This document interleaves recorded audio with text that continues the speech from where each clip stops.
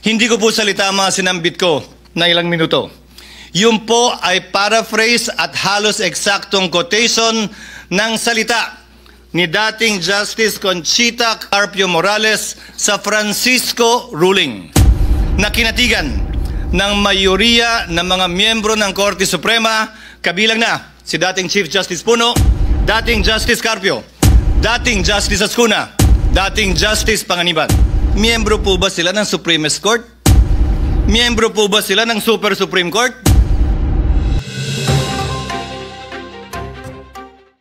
The Filipino nation and its democratic institutions have no doubt been put to a test once again by this impeachment case. Accordingly, the court resorted to no other than the Constitution in search for a solution to what many feared would ripen to a crisis in government. Hindi ko po salita mga sinambit ko na ilang minuto.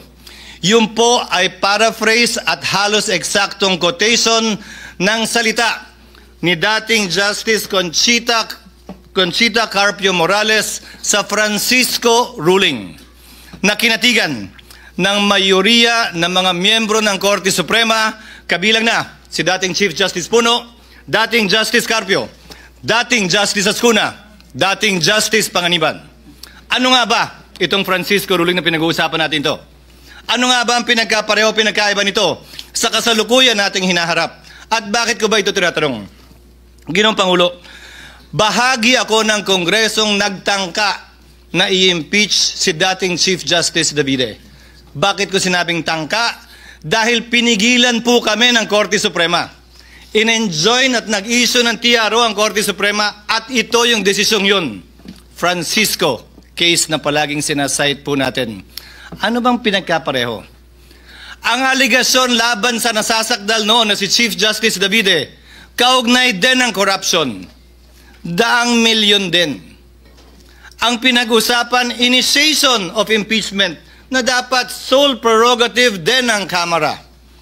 Ang pinag-usapan, ano bang definisyon ng initiation na dapat sole jurisdiction din ng Kamara. These calls for judicial disobedience have been aided and abetted by so-called legal luminaries and experts who fancy their wisdom and knowledge of the Constitution as better, higher, more supreme than that of the Supreme Court. Miyembro po ba sila ng Supreme Court? Miyembro po ba sila ng Super Supreme Court?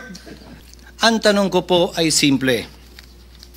Noong mga panahong yun, nasaan po lahat na nagrereklamo ngayon at nagko-question sa desisyon ng Korte Suprema?